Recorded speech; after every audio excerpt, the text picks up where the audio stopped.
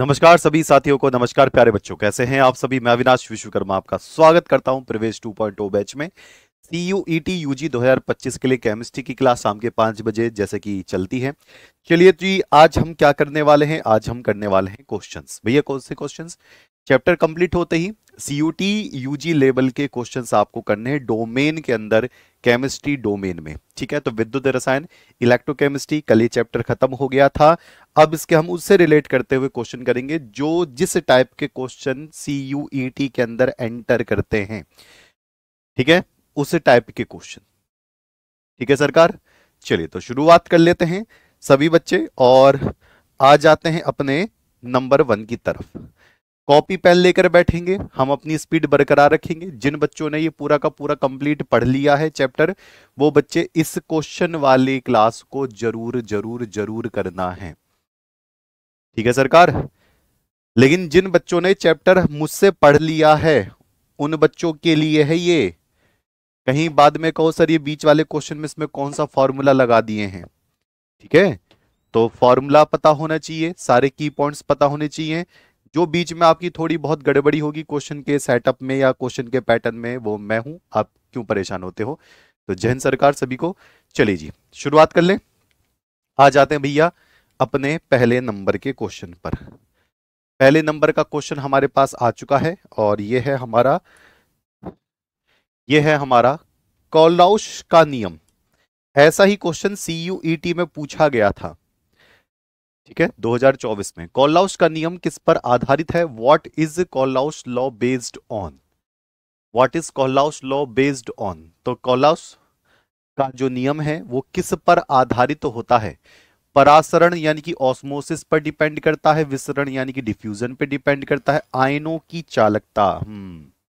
Kohlrausch का नियम बराबर धनायन की चालकता प्लस ऋणायन की चालकता, यानी कि conductivity of cation and anions. It is right. और वाष्प दाब इनमें से किसी पर डिपेंड नहीं करता है। जो विसरण आपको दिखाई दे रहा है ये तो गैसों का फैलना होता है। परासरण जो ऑस्मोसिस आपको दिखाई दे रहा है ये अणु संख्या गुणधर्म कॉलिगेटिव प्रॉपर्टी होती है, ये तो P विजिकल टू एनआरटी होता है। वाष्प दाब पर राउल्ट का नियम काम करता है। यह आयनों की चालकता। अब बच्चे कहेंगे सर ये वाला क्वेश्चन ऐसा नहीं आता। बेटा CUT का क्वेश्चन है ये।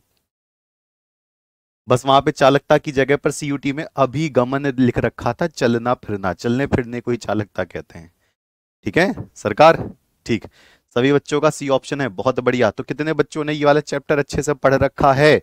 मैं इसको ऐप पर इसलिए करा रहा हूं क्योंकि आपने जो फीस दी है, आपको ये ना लगे कि सर सब कुछ यूट्यूब पर आप लेकर आ रहे हो। ठीक है, और प्रैक्टिस सेट भी आपके चलेंगे। प्रैक्टिस सेट की डेट आने वाली है। तो कल प्यारे बच्चों 4 तारीख, मतलब कल को हम रात में ट्रेन है हमारी, 4 तारीख को आपको मिलेंगे जो बच्चे पटना क्षेत्र के होंगे। तो 4 तारीख की क्लास ऑफ रहेगी, उसकी जगह पर मैं शनिवार को क्लास लूंगा आपकी। ठीक है बेटा। चलिए तो आगे बढ़ेंगे। ये लो जी, ये वाला क्वेश्चन बताना। विलयन की सांद्रता कम करने पर मोलर चालकता का मान क्या होता है? The value of molar conductivity on decreasing the concentration of the solution. बताइए मुझे क्या होना चाहिए। बताइए सरकार। विलयन की सांद्रता कम करने पर मोलर चालकता, मोलर कंडक्टिविटी पर क्या फर्क पड़ता है, ये कहना चाह रहा है। देखो, मोलर कंडक्टिविटी पे क्या फर्क पड़ेगा अगर आप कंसंट्रेशन की वैल्यू कम कर दोगे। तो अगर आप कंसंट्रेशन की वैल्यू कम कर दोगे, है ना, decreasing the concentration of the solution, विलयन की सांद्रता कम करने पर, सांद्रता को कैसे दिखाते हैं? सी से दिखाते हैं। इसको अगर कम कर दोगे तो ये दोनों एक दूसरे के उल्टे होते हैं। ये दोनों एक दूसरे के क्या होते हैं? अपोजिट होते हैं। तो अगर इसको कम कर दोगे तो ये ऑटोमेटिक ज्यादा हो जाएगा। बच्चे पता है पूरा नहीं पढ़ते। बच्चे सोचते हैं सिर्फ कंडक्टिविटी यानी कि चालकता की बातें चल रही है। ना ना ना ना, आगे मोलर लिखा हुआ है, यहीं पर ही गड़बड़ हो जाता है। अगर इसको सी को कम करोगे तो ये भी कम होगा, नहीं तो ये ज्यादा होगा। तो इसका आंसर बी नहीं है, इसका आंसर है ए। इसका आंसर है ए।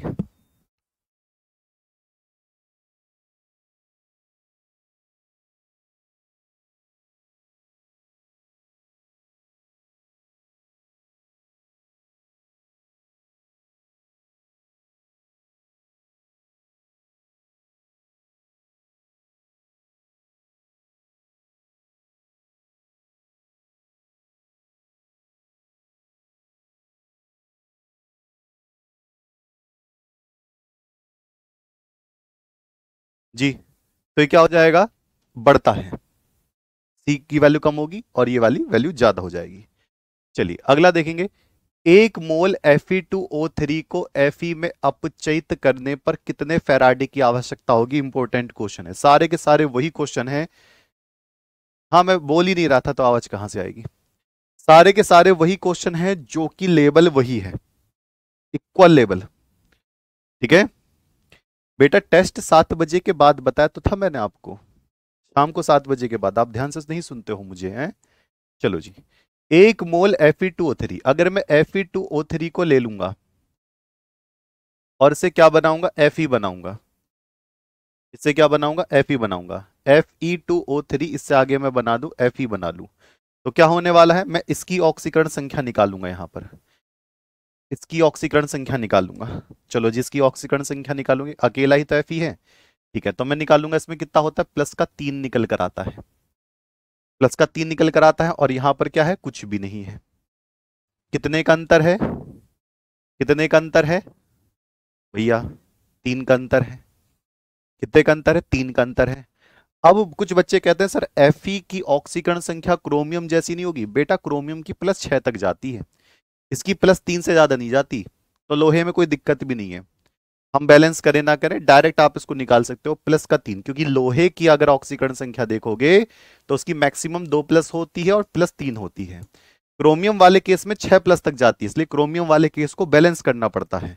ठीक है सरकार, तो कितनी हो गई, अंतर हो गया 3 फैराडे का, और 3 फैराडे आया है, तो यही 3 फैराडे पूछा है, हाउ मेनी फैराडेज, तो ये कितना हो गया भैया, 3 फैराडे लग कर आया है। किसको रिड्यूस करने में, एक मोल Fe2O3 को Fe में कन्वर्ट करने के लिए। अब जो बच्चे 2 फैराडे बोल रहे हैं, बेटा गड़बड़ कर दिए, वो बच्चे तो 2 फैराडे बोल रहे थे, वो FeO वाला केस होगा, ध्यान से देखना, ये तो इसका केस है, वो ये वाला केस बताया था मैं, FeO से Fe पर आने पर ये +2 से 0, इसमें आता है 2 फैराडे, लेकिन आपसे पूछा कितना है, 3 फैराडे वाला, ये वाला। ठीक है सरकार, चलिए जी, अगला क्वेश्चन कहां है, अगला क्वेश्चन कहां गया, ज्यादा क्लिक तो ना कर दिया मैंने। लो जी, अगला क्वेश्चन ये रहा, सीसा संचायक सेल आपको दे रखा है। अब सीसा संचायक सेल आपको पता होगा कौन सा है, लेड स्टोरेज बैटरी होती है, ये घर वाली बैटरी। सीसा संचायक सेल में डिस्चार्ज के समय कौन सा यौगिक प्राप्त होता है, which compound is obtained at the time of discharge in a lead storage cell. Lead storage accumulator भी बोल सकते हैं, लेड स्टोरेज सेल, बताइए सरकार। ओ को नहीं देखा, वही तो,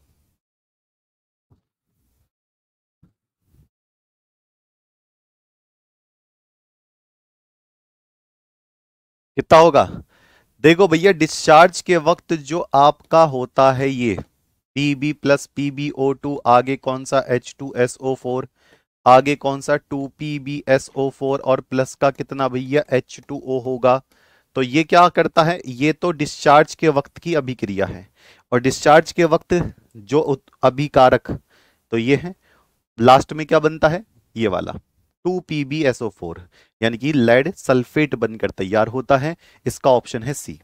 H2SO4 तो शुरू में इस्तेमाल किया जाता है, Pb शुरू में इस्तेमाल किया जाता है, PbO2 शुरू में इस्तेमाल होता है, लेकिन डिस्चार्ज के वक्त PbSO4 लेड सल्फेट बनता है। ये वही है जो टर्मिनल बैटरी के प्लस माइनस पर जो PbSO4 जमता है ना प्लस पर, ये वही है PbSO4, जिसको आप कार्बन कार्बन के नाम से बोलते हैं। कार्बन गलत तरीका है बोलने का, ये सल्फेट होता है। तो इसका आंसर कौन सा हो गया है, सी आंसर इसका आ गया है। लो जी, बेहतरीन क्वेश्चन। बच्चे कहते हैं ना सर आप तगड़े क्वेश्चन नहीं देते हो, सारे क्वेश्चन में सारे के सारे डिजाइन करके मैं खुद लेकर आया हूं, पेपर देख देख कर, पेपर देखकर खुद डिजाइन करे हैं, खुद इनके आंसर लिखे हैं, खुद इनको मैं आपको करवा रहा हूं, टेंशन लेना ही नहीं है। हाँ जी, सम्मान समारोह का इंतजार रहेगा हमेशा, हमेशा का मतलब पेपर तक, पेपर के बाद तो आना ही आना है आपको। यहां पर स्टेटमेंट दे रखी है, कथन 1 कथन 2, यानी कि स्टेटमेंट 1 और स्टेटमेंट 2 दे रखी है। इसको पहले पढ़ेंगे फिर देखेंगे सही है गलत है क्या है। चले जी चेक करते हैं। गिब्स ऊर्जा का मान सेल के विभव पर निर्भर करता है। यानी कि अगर कोई फॉर्मूला है the value of Gibbs energy depends on the potential of cell, बिल्कुल सही करता है। जो गिब्स ऊर्जा का मान होता है उसका फॉर्मूले में आप देखना ध्यान से, ये सेल के विभव पर डिपेंड करता है, यानी कि पोटेंशियल पे डिपेंड करेगा। यानी कि पहला वाला तो सही है। फर्स्ट स्टेटमेंट तो मुझे सही लग रहा है, आपका क्या कहना है? दूसरा है गिब्स ऊर्जा का मात्रक बोल्ट होता है। बोल्ट बताया था मैंने। The unit of Gibbs energy is bolt. ना ना ना, ऊर्जा का मात्रक बोल्ट में नहीं आएगा। ऊर्जा का मात्रक किस में आता है? इसकी अगर आप यूनिट मात्रक की बात करोगे ना तो ये होता है जूल पर मोल, तो बोल्ट नहीं होगा। तो कथन दूसरा गलत है। तो कथन एक सही है और कथन दूसरा गलत है। Statement first is correct and statement second is wrong. तो ऑप्शन क्या हो जाएगा? सी हो जाएगा। बच्चे बोल्ट नहीं होता। बोल्ट किसका होता है? पोटेंशियल का, विभव का होता है बोल्ट। ठीक है, इसका आंसर सी है। अब इस तरीके का क्वेश्चन अगर पूछ लेते हैं तो बच्चे कहते हैं सर हार्ड हार्ड हो रहा है, पेपर हार्ड आया है। पेपर हार्ड नहीं आया, आप बारीकियों पे काम करें। कभी इस तरीके के क्वेश्चन करने की आदत पड़ती नहीं है, तो जब करेंगे, कर ही रहे हैं, बढ़िया तरीके से कवर कर रहे हैं, और प्रैक्टिस सेट जब आएगा बस कहानी ही ऐसी हो जाएगी, तूफान तूफान मेल। लो जी, ये वाला क्वेश्चन बताइए, आंसर बताइए जी। प्रतिरोधकता, जिसको आप रो से बोलते हो, रेसिस्टिविटी, प्रतिरोधकता का मात्रक है the unit of resistivities. The unit of resistivity is, बताइए, ohm per centimetre, ohm centimetre, ohm inverse centimetre inverse, ohm centimetre, ohm inverse mole power to centimetre inverse. आपको क्या लगता है इसकी यूनिट आप पहचान पाओगे?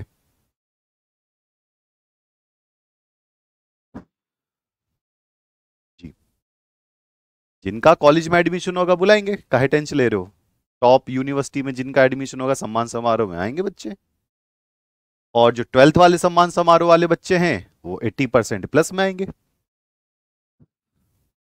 आ गया? देखो भैया, आर इजिकल टू होता है रो एल अपॉन ए। इसको इधर भेज दो, इसको इधर भेज दो, तो R into A upon L, ये क्या होता है? रो। इसकी यूनिट होती ओम, इसकी होती है सेंटीमीटर स्क्वायर, इसकी होती है सेंटीमीटर, तो कितना जाएगा? Ohm centimetre. आप इसको ऐसे लिख सकते हो, ohm centimetre, ohm centimetre, ohm centimetre. लो जी, C option is the right option. B बच्चे लगा रहे हैं, बी वाले बच्चे गए। बी वाले बच्चों का कॉन्सेप्ट नहीं दिमाग में भरा, ये हो जाएगा ओम सेंटीमीटर। ठीक है, तो बी वाले बच्चों को यहां पर नंबर गए कितने?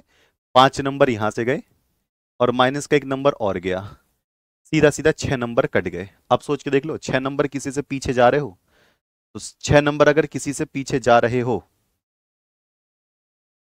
ठीक, तो सीधी सीधी बात क्या होगी? आप अपनी सीट खो दोगे। लीजिए, अगले क्वेश्चन को हम कवर करते हैं। सही मिलान के विकल्प को चुनें, choose the correct matching option. अच्छा, ये नीचे इनको मिलान मैच करना है, मिलाना है और बताना है कौन सा वाला ठीक होगा। सूची 1 ये दे रखी है, सूची 2 यहां पर दे रखी है।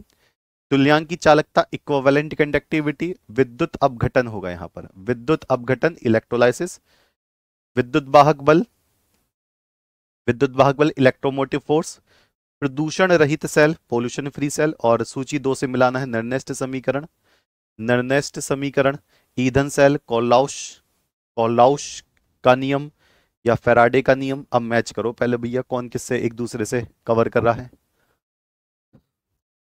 सर जी, जो फेल हो जाएगा वो क्या करेगा सम्मान समारोह में? झाड़ू पोछा लगाने हैं? वो कहते नहीं है, छुट्टी के दिन क्यों जा रहा है स्कूल? झाड़ू पोछा लगाने जाएगा, मेरी सीट साफ कर दी हो। तो जो फेल ही हो जाएंगे, ऐसे फेल होने का कोई मतलब ही नहीं है। अब जो बच्चे बिल्कुल लास्ट में जुड़े हैं, लास्ट के 2 3 4 दिन पढ़े हैं, फिर वो आकर कह देंगे सर आपका पढ़ा हुआ नहीं आया, फेल हो गया हम तो। लास्ट के 2 4 दिन तो मैं पहले ही बोलता हूँ, हो ही नहीं पाता है, आपको पूरे कंटिन्यू लगना पड़ता है। चलिए, तो पहले मिलाते हैं किसको किससे। प्रदूषण रहित सेल मैं जानता हूं ईंधन सेल, यानी कि डी का सेकंड, टी का सेकंड दो जगह पे दिख रहा है। चलो आगे देखते हैं। फिर तुल्यांकी चालकता, तुल्यांकी चालकता या फिर मोलर चालकता। तुल्यांकी का मतलब नॉर्मलता, नॉर्मलिटी। मोलर होगी तो मोलरिटी। ये किसके लिए होती है, ये आपको पता ही है, पॉलाउस के नियम से होती है। तो ए का थर्ड, ए का थर्ड, तो ये तो हो नहीं सकती और ये नहीं हो सकता। चलिए, विद्युत अपघटन के नियम किसने दिए, तो विद्युत अपघटन के नियम दिए थे फैराडे ने। तो यानी कि बी का चौथा, तो बी का चौथा ये रहा। और विद्युत वाहक बल इलेक्ट्रोमोटिव फोर्स किससे निकालते हैं, नर्नेस्ट समीकरण से निकालते हैं। तो इसका ऑप्शन क्या हो जाएगा, बी ऑप्शन इसका हो जाएगा। कल क्लास चलेगी, काहे नहीं चलेगी, बिल्कुल चलेगी क्लास। 4 तारीख को नहीं चलेगी, 4 तारीख को मैं बिहार में रहूंगा बेटा, तो मैं नहीं ले पाऊंगा, मैं क्यों आपको धोखे में रखूं। 4 तारीख को क्लास नहीं होगी, उसकी जगह मैं 5 तारीख को क्लास लूंगा। ठीक है, ओके सरकार, चलें जी आगे। ओके, तो ये क्या हो जाएगा, बी ऑप्शन क्लियर हो जाएगा। चलिए नेक्स्ट, अगले क्वेश्चन पर आते हैं। कॉपर सल्फेट के विलयन में 1 एम्पियर की विद्युत धारा 965 सेकंड तक प्रवाहित करने पर कैथोड पर एकत्रित कॉपर का भार कितना होता है। और कॉपर का मैं अणु भार लिख दे रहा हूं, कॉपर का मैं ई लिख दे रहा हूं, कितना है 63.5 परमाणु भार। ठीक है सरकार, कॉपर का परमाणु भार मैंने यहां लिख दिया है, यानी कि मोलर मास, मोलर मास लिख दिया है मैंने कितना 63.5। नहीं याद है तो याद कर लेना। What is the weight of the copper collected at the cathode when an electric current of 1 ampere is passed through a solution of copper sulfate for 965 second. मुझे पहले ये बताइए, मुझे पहले ये बताइए कि इसमें फैराडे का कौन सा रूल लगेगा, इसमें बताइए फैराडे का कौन सा रूल लगेगा। सर मैं वॉशरूम में हूं, वॉशरूम में करंट ना लग जाए तुम्हें 1 एम्पियर का, ध्यान से, ठीक है। चलो जी, मैं तो कहता हूं कॉपी पेन लेकर बैठो, पालक डब्बे लेकर बैठे हुए हैं। ठीक है, ये कैसा होता है पढ़ने का तरीका, वॉशरूम में पढ़ रहे हो, अरे बाहर आके पढ़ लेना, 5 मिनट छोड़ दो, क्या दिक्कत है इतनी भी, मतलब मम्मी पापा ये कहते भैया हाथ जोड़े ना मत पड़े ऐसा मत कर, गलती से फोन चला गया ना टक से नीचे, मिले बिना सीधा का सीधा उसके अंदर चला जाएगा, क्या कहते हैं उसको, टैंक के अंदर ये फैराडे का फर्स्ट नियम लगेगा, इसमें लगा दें, हाँ जी। लो तो डब्ल्यू बराबर क्या होगा, डब्ल्यू बराबर क्या होगा, पूरा रख दें, ई गुणा आई गुणा टी बटे एन गुणा 96500 96500, उठाकर वैल्यू रख देंगे, डब्ल्यू निकालना है बाहर। ई कितना दिए हैं भैया 63.5, नहीं दिए हो तो याद कर लो, कॉपर का 63.5 होता है। एम्पियर आई कितना दिए हैं बाबूजी, 1 एम्पियर दिए हैं। समय सेकंड कितने दिए हैं, 965 दिए हैं, 965 दिए हैं, अपॉन जी एन, मैंने बताया था कॉपर अगर दिया हो तो एन की वैल्यू उठाकर 2 ही रख दो, 2 प्लस होता ना, तो एन की वैल्यू 2 रख दो। यहाँ पर 96500, अब इसको काट लो भैया, जल्दी से काट लें जी, काट लेते हैं। ई कट गया है, पूरा काट दिए 100, ठीक है, 965 से एक बार गया और 00 हो गई। अब 2 से इसको काट लेते हैं, कितना जाएगा, 2 3 6, 2 1 कम 2, 2 सत्ते 14, 5, 100 से भाग लगाओगे तो 0.317 कहीं पर आ रहा है क्या, 0.317 ग्राम, डी ऑप्शन, 0.317 डी ऑप्शन। ये है फैराडे का प्रथम नियम, फैराडेज फर्स्ट लॉ, फैराडे का प्रथम नियम, फैराडे का प्रथम नियम, Faraday first law, Faraday first law. चलो बताओ कितनी लड़कियों ने ये वाली बात सुनकर ऐसे बोला होगा, छी हम ना सुन रहे हैं, वही शौचालय वाली बात जो बच्चा वॉशरूम में बैठ कर पढ़ रहा था, कुछ लड़कियों ने ऐसा किया होगा, जल्दी से हाथ खड़े करके बताओ। जी सर, कैसी बातें कर रहे हो? ए सर, मैं तो खाना खा रही थी। जल्दी से हाथ खड़े करके बता दो। कोई दिक्कत नहीं है, कोई ना देख रहा, मैं ही देख रहा हूँ बस। आज स्टीवर भी ना है। हाँ, 0.3175 है। ओके। ठीक, समझ गया मैं। आ गया। कॉपर तीन काहे नहीं रखे भैया? कॉपर का 2 प्लस होता है, तो तीन काहे रखोगे? यहाँ पर दो ही तो रखोगे। ठीक है, चलिए आगे बढ़ेंगे अगले क्वेश्चन पर। सारे क्वेश्चन में दम है, दम जिसको कहते हैं, दम लगा कर हिस्सा। निम्न में से सही विकल्प है, the correct option out of the following is, कौन सा इनमें से मैच करता हुआ है? यानी कि इसके सामने सामने इनकी यूनिट दे रखी है, क्या ये सारे के सारे मैच करते हुए हैं? ए व बी दोनों हैं, या इनमें से कोई एक है? जल्दी से देखो और मुझे बताओ।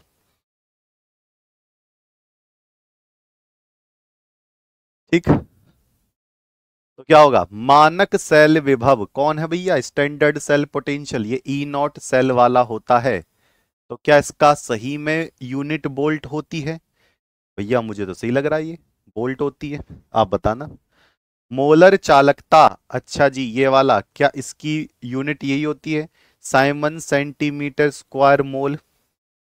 फिर सीमांत मोलर चालकता, इसकी भी क्या यूनिट ये वाली होती है? Limiting molar conductivity, Simon centimetre inverse mole inverse.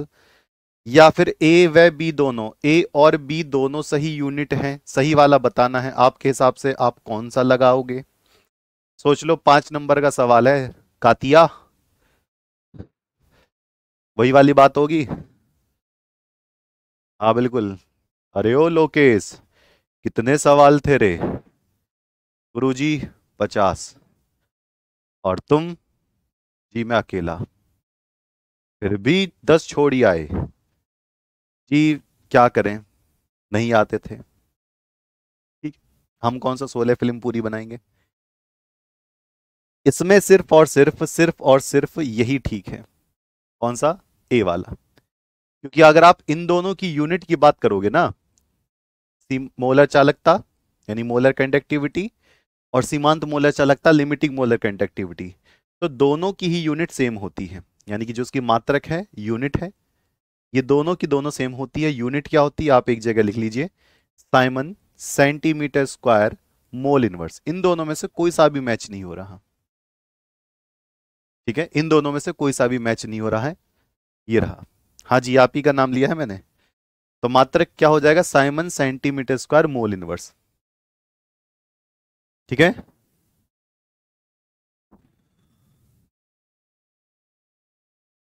जी। भैया मैं माफ कर दूं। ठीक है, चलो। 0.024 मोल पर लीटर केसीएल के, ये क्या है? विलियन होगा ना। केसीएल के विलियन की चालकता, अच्छा जी, 10 की पावर माइनस का 5 साइमन सेंटीमीटर इनवर्स है। ये दे रखी है मोल पर लीटर, समझ जाओ। ये सांद्रता दे रखी है सी। के विलियन की चालकता कप्पा दे रखा है। विलियन की मोलर चालकता निकालनी है, यानी कि Greek lambda M C. The conductivity of a solution of 0.024 mole per litre, mole per litre यानी कि C. KCl is 10 to the power minus का 5, ये क्या है? कप्पा। कंडक्टिविटी दे रखी है ना। The molar conductivity means Greek lambda M C, you have to find. So what will be the correct answer from your side? I want to see, I want to know by your chat.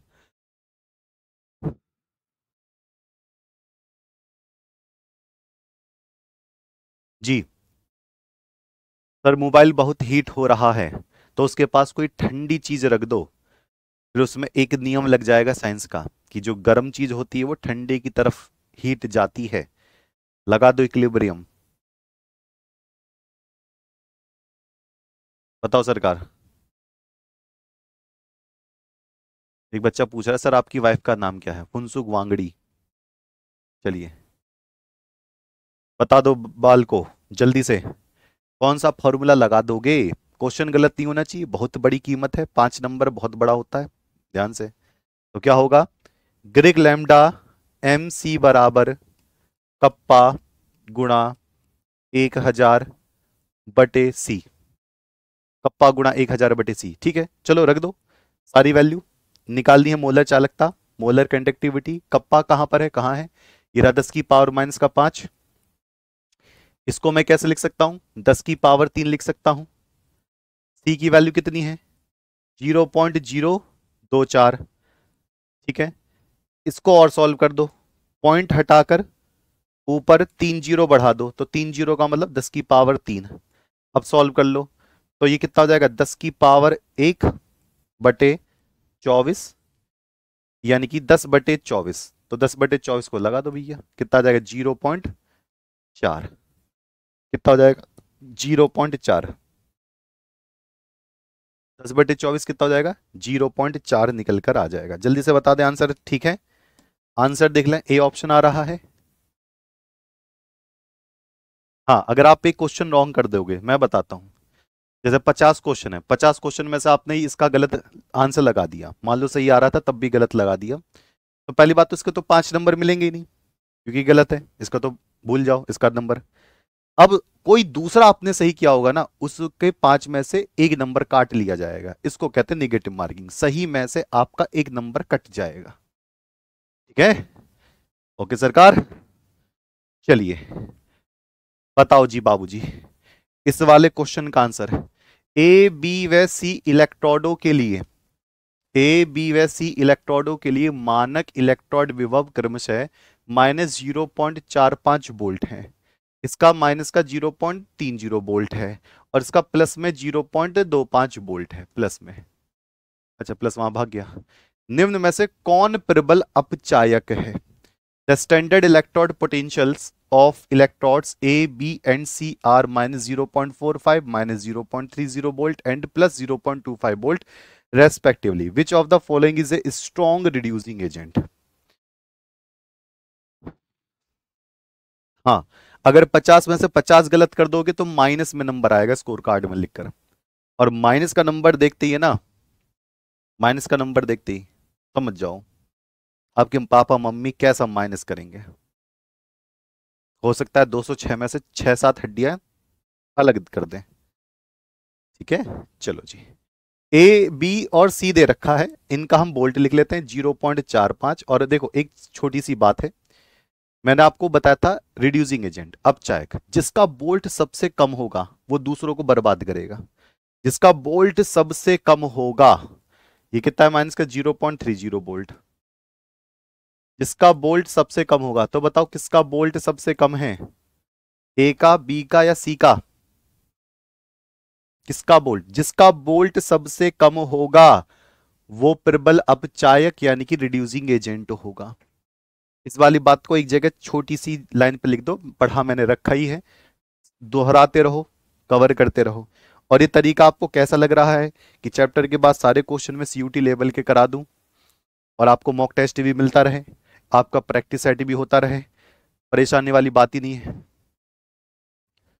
ठीक, तो क्या होगा, इसका भैया bolt सबसे कम है, minus में जिसकी वैल्यू सबसे ज्यादा दिखती है, देखो इसके नंबर सबसे ज्यादा दिख रहे हैं लेकिन माइनस में है, तो इसकी वैल्यू सबसे कम होगी। तो इसका आंसर कौन सा वाला हो जाएगा, ये वाला, ए ऑप्शन। ए का बोल्ट सबसे कम है, तो ये अपचायक रिड्यूसिंग एजेंट की तरह काम करेगा।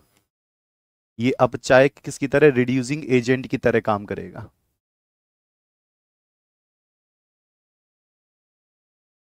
ठीक है सरकार, चलो बता सकते हो इनमें से सबसे ज्यादा क्रियाशील कौन सा होगा।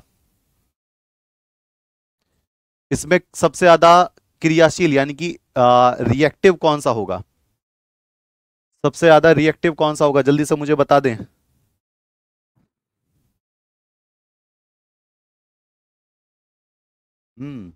रिएक्टिव पूछ रहा हूं, सबसे ज्यादा क्रियाशील ए ही होगा। जिसका बोल्ट सबसे कम होता है ना, वो उछल कूद करता है, दूसरों को बर्बाद करता है, तो क्रियाशील रिएक्टिव ए ही होगा। ठीक है बॉस, आ गई बात समझ में। अगले क्वेश्चन पर हम आते हैं, ये वाला क्वेश्चन बता दो, ये देखते हैं कितने बच्चे गलत करते हैं। ये वाला क्वेश्चन देखते हैं कितने बच्चे गलत करते हैं, लेबल ही अलग काट दिया है।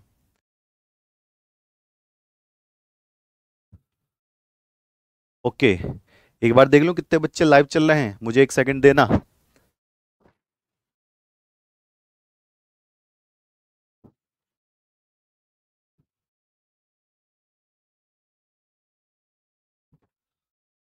ओके,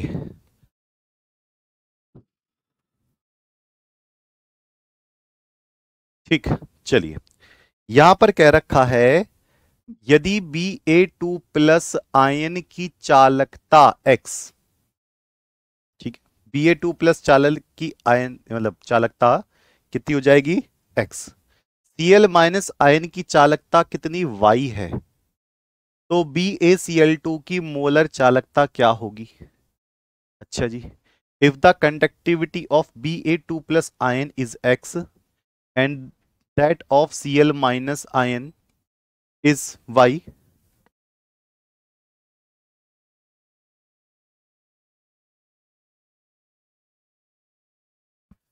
ठीक, then what will be the molar conductivity of BaCl2। चलो, अब देखो यहां पर दो अलग अलग टाइप के बच्चे होंगे और मुझे मिल भी रहे हैं। एक टाइप के बच्चे जो इसका आंसर दे रहे हैं बी, एक टाइप के बच्चे जो इसका आंसर दे रहे हैं सी। अब आप उनमें से कौन से बच्चे हो वो मुझे बता देना, ठीक है, मैं आपको बता दूं। देखो, BaCl2 को अगर मैं चेक करूं तो इसको तोड़ने पर मुझे Ba2 प्लस मिलेगा, इसकी चालकता कंडक्टिविटी, और मुझे दो बार Cl- मिलेगा। तो अगर Ba2 प्लस की वैल्यू कितनी है, इसने Ba2 प्लस ही तो बोला है, इसकी वैल्यू x है, Cl- की वैल्यू y है, लेकिन y कितनी, दो बार, y कितना, दो बार, तो उसकी वैल्यू होगी x+2y, x+2y। बी वाले बच्चे गड़बड़ कर गए, क्योंकि बेरियम तो अकेला है तो x ही रहेगा।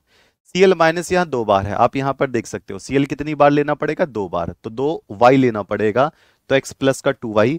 तो बी ऑप्शन लगाने वाले बच्चे इसको ठीक कर लें, ऐसा क्वेश्चन आ गया तो आपको गड़बड़ हो जाएगी।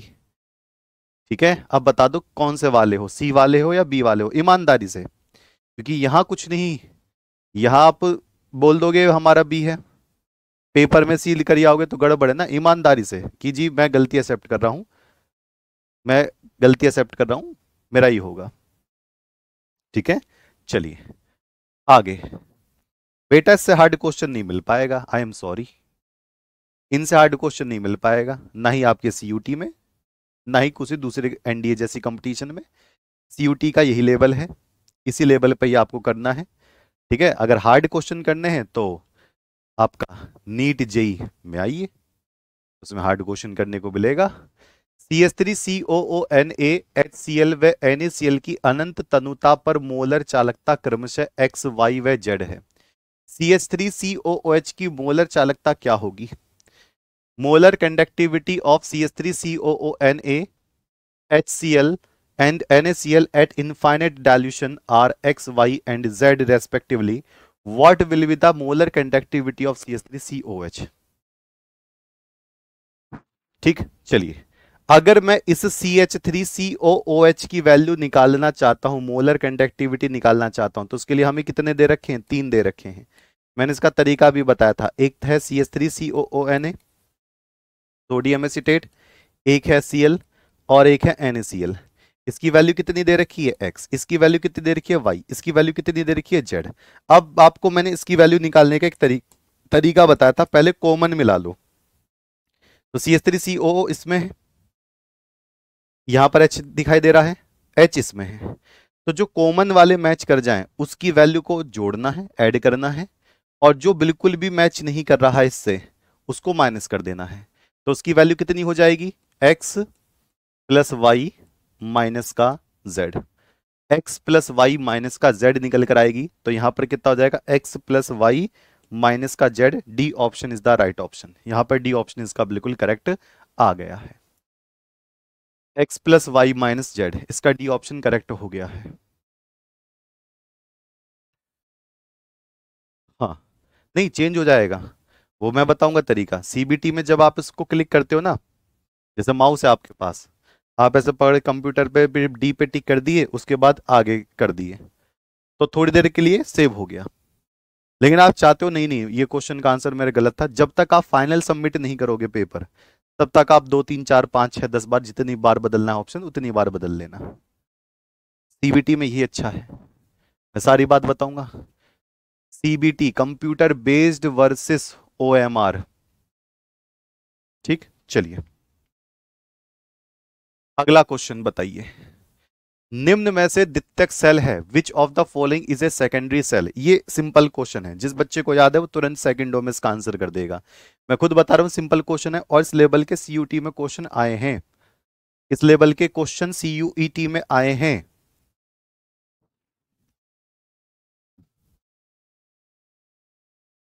जी, निदेश का आंसर रॉन्ग हो गया, ठीक कर लीजिए बेटा।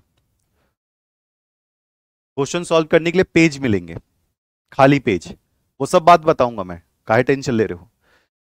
निम्न में से द्वितीयक सेल है, which of the following is a secondary cell. तो lithium ion battery, lithium ion battery किस में होती है, फोन में होती है, जब आप उसको क्या करते हो, चार्ज करते हो। ठीक है, सीसा संचयक battery, lead storage battery, nickel cadmium cell और उपरोक्त सभी। तो भैया उपरोक्त सभी है, क्योंकि ये सारी की सारी बैटरियां सेल रिचार्ज हो सकती हैं, सारी की सारी बैटरियां रिचार्ज हो सकती हैं। मुझे जरा एक नाम बताओ जो चार्ज नहीं हो सकती, मुझे एक नाम बताओ किसी एक सेल का जो चार्ज नहीं होता, जल्दी से फटाफट बता दीजिए, जल्दी से फटाफट बता दीजिए। और प्यारे बच्चे 4 अप्रैल को आपकी क्लास नहीं होगी, उसकी जगह पर मैं शनिवार 5 अप्रैल को क्लास लूंगा, ठीक है। और मैं अपनी तरफ से पूरी कोशिश करूंगा कि संडे में भी कुछ स्पेशल आपके लिए लेकर आऊं, ठीक है। पूरा अप्रैल झोंक दो, पूरा अप्रैल झोंक दो, 5 दिन और पढ़ेंगे, 6 दिन, 7 दिन, 7 दिन और झोंक दो। 7 दिन हम पूरी मैराथन की रेट करेंगे, आप टेंशन मत लेना। लैंग्वेज के लिए भी, जीएटी उसके लिए भी, डोमेन के लिए भी मैराथन्स रहेंगी, पूरा का पूरा फिल्टर हो जाएगा। तो ऐसा सेल जो चार्ज नहीं होता, तो मैं शुष्क सेल लेकर काम कर सकता हूं, यानी कि जिसको मैं क्या कहता हूं, ड्राई सेल। ये कहां पर काम आता है, ये रिमोट वगैरह में, एसी के रिमोट में, टीवी के रिमोट में, घड़ी में, ये सब काम आता है dry cell. Dry cell is the primary cell, it's the primary cell. Primary cell को क्या कहते हैं, प्राथमिक सेल के नाम से जानते हैं, ठीक है सरकार। आगे कहानी, ईंधन सेल कहां से आ गया भैया, ईंधन सेल में तो कंटिन्यूटी होता है, उसमें तो फ्यूल हटा दो तो कहानी खत्म हो जाएगी, ईंधन सेल की तो कहानी अलग है। लो अगला क्वेश्चन, एक सेल दे रखा है, एक सेल दे रखा है, इसको थोड़ा सा मैं ठीक कर दूं यहां पर। लो, सेल जिंक से लेकर जिंक 2+0.1 मोलर है, फिर आगे कॉपर 2+0.01 मोलर है, और आगे कॉपर है, के लिए विद्युत वाहक बल ईएमएफ यानी कि ई सेल आपको दे रखा है 1.0705 वोल्ट, वोल्ट, ठीक। तो मानक सेल विभव यानी कि ई नॉट सेल का मान बताना है, उल्टा पूछ रहा है इस बार ये। The value of electromotive force EMF for the cell, for the cell 0.1 molar, 0.1 molar ये दे रखा है यहां पर जिंक 2+ के लिए, सॉल्ट ब्रिज कॉपर 2+ के लिए 0.01 molar, copper is 1.0705 volt. Then the value of standard cell potential is, इसके लिए कौन सी इक्वेशन लगानी पड़ेगी, इसके लिए कौन सी इक्वेशन लगानी पड़ेगी, निर्दिष्ट समीकरण लगानी पड़ेगी।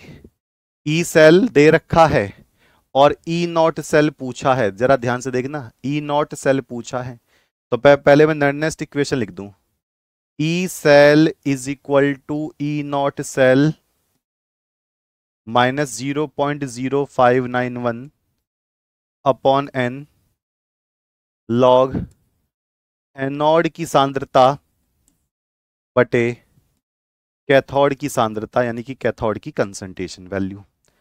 अब उठा के रख देते हैं, ई सेल दे रखा है, हाँ जी, कितना दे रखा है 1.0705। ई नॉट सेल मानक सेल विभव यानी कि क्या निकालना है, स्टैंडर्ड सेल पोटेंशियल, तो ई नॉट सेल आपको भैया निकालना पड़ेगा, ठीक है निकाल लेंगे। -0.0591। कोई बच्चा एन की वैल्यू बता दो, मान जाऊंगा। बिल्कुल ठीक बात है साजिद। और सर क्या कर रहे हो, आप जैसे बच्चों को पढ़ा रहा हूं, बताओ। जिंक से लेकर जिंक 2+ एन की वैल्यू कितनी हो जाएगी, 2 हो जाएगी। ठीक, फिर आगे हो जाएगा लॉग एनोड की सांद्रता, ये रही। सेल संकेत, जब संकेत दिया हो, संकेत कैसे पता करोगे, डबल लाइन आती है। जब संकेत दिया हो, सिंबल दिया हो, तो एनोड इस तरफ वाला होता है लेफ्ट की तरफ, और कैथोड राइट की तरफ होता है। एनोड की वैल्यू कितनी है 0.1, और कैथोड की वैल्यू कितनी है 0.01। इसको जरा सॉल्व करेंगे। पॉइंट हटाकर 0, पॉइंट से पॉइंट हटाकर 0 बढ़ा दी, log 10 की वैल्यू 1 होती है, तो इसको तो जाने दो, तो इसको काटेंगे 0.0295। इसको उधर ले जाकर जोड़ दोगे, ई नॉट सेल का मान निकल कर आएगा। तो E naught cell is equal to कितना होगा, फिर मैं आपको एक देखो बताता हूं, 1.0705। इसको उधर ले जाकर जोड़ दो, तो कितना 0.0295, कितना होगा बाबूजी, 5 5 10 की 0 हासिल लगे, 0 1 8 2 10 की 0 1, 1.10 वोल्ट। तो ये कितना आ जाएगा 1.10 वोल्ट, किसमें, प्लस में 1.10 वोल्ट, 1.10 वोल्ट। अब कुछ बच्चे इसमें समझ भी गए होंगे। किसी जिंक और कॉपर का अगर आपको स्टैंडर्ड सेल पोटेंशियल मानक सेल विभव पूछे तो इसका 1.10 वोल्ट ही होता है। और अगर सिंबल ना दिया हो, रिएक्शन दी हो, तो ये इधर आ जाता है, ये इधर आ जाता है। इसमें कौन सी समीकरण लगी है, नर्नेस्ट समीकरण लगी है प्यारे बालको, नर्नेस्ट समीकरण। ठीक है सरकार, बहुत बढ़िया, बहुत बढ़िया जी बढ़िया। ओके, अब मैं बता दे रहा हूं फिर से, जिन बच्चों को नहीं पता चला कि मॉक आज कहाँ देना है, आज है कितनी, 2 अप्रैल है, 7 बजे के बाद आप इसको लगाना। आप जो अपना बैच ओपन करते हो, बैच ओपन करने के बाद आपको यहाँ सब्जेक्ट लाइव टेस्ट टेलीग्राम ऐसे नजर आता है। लाइव पे क्लिक करते हो तो आपकी क्लास अपकमिंग वाली दिखाई देती है। आपको किस पे जाना है, टेस्ट पे क्लिक करना है। जैसे ही आप टेस्ट पे क्लिक करोगे आपको CUET UG ये आपको दिखाई देगा। इसमें आपको किसका टेस्ट देना है, डोमेन का देना है, लैंग्वेज का देना है, जनरल एप्टीट्यूड का देना है, जाहिर सी बात है कर ही लोगे। डोमेन पे क्लिक करोगे तो ये ऐसे फिजिक्स टेस्ट 1, केमिस्ट्री टेस्ट 1 इस तरीके से दिखाई देगा। 30 मार्क्स आपको नहीं, यहां पर आपको 150 मार्क दिखाई देगा, तो क्योंकि 5 नंबर का एक क्वेश्चन है, तो 150 नंबर का हर एक टेस्ट आपको दिखाई देगा। 30 क्वेश्चन यहां पर डोमेन में दिए गए हैं, लैंग्वेज में 20 क्वेश्चन दिए गए हैं, और जनरल टेस्ट में 10 क्वेश्चन दिए गए हैं, क्योंकि general test daily daily daily daily चलता रहेगा आपका। चैप्टर खत्म होते ही डोमेन और लैंग्वेज के आपको क्वेश्चन दिखाई देते रहेंगे, और ये भी डेली से ही रहेंगे, बीच में एक या गैप होगा। केमिस्ट्री की वर्कशीट इसी से ही करिए बेटा। क्यों, वर्कशीट ऑफलाइन होती है, ये वाली कैसी होती, ऑनलाइन होती है। इस क्वेश्चन को उठाकर मैं ऐसे रखकर प्रिंट करके दे दूंगा, वो वर्कशीट हो जाएगी।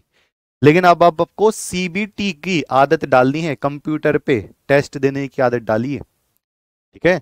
नहीं तो हमारा मॉक टेस्ट 10 क्वेश्चन का होता है, इसको मैंने वर्कशीट की जैसी फॉर्म में बनाकर इसको किस में कर दिया, 30 का डाल दिया, और इसके अंदर आपको सॉल्यूशन भी मिलेगा, इसमें आपको सॉल्यूशन भी मिलेगा। सर आप नीट लेवल का पढ़ा लेते हो ठीक है कोई बात नहीं, चलिए ओके सरकार, चलिए। तो कल आपसे मिलेंगे आपके चैप्टर नंबर 3 पर। चैप्टर नंबर 3 कौन सा है, चैप्टर नंबर 3 पर मिलेंगे रासायनिक बलगति की, ये छोटा चैप्टर है रासायनिक बलगति के ऊपर। और जिस बच्चे को रासायनिक बलगति की अच्छे से समझना है वो एक बार इसको फेर लेगा 12th क्लास की कॉपी से, केमिकल, और इसके मैं क्वेश्चन भी लेकर आऊंगा। केमिकल काइनेटिक्स बोलते हैं इसको, काइनेटिक, ठीक है सरकार। कल आपको ये वाला चैप्टर मिलेगा, तो मिलते हैं आपसे कल इसी समय पर ही। तब तक के लिए नमस्कार, जय हिंद।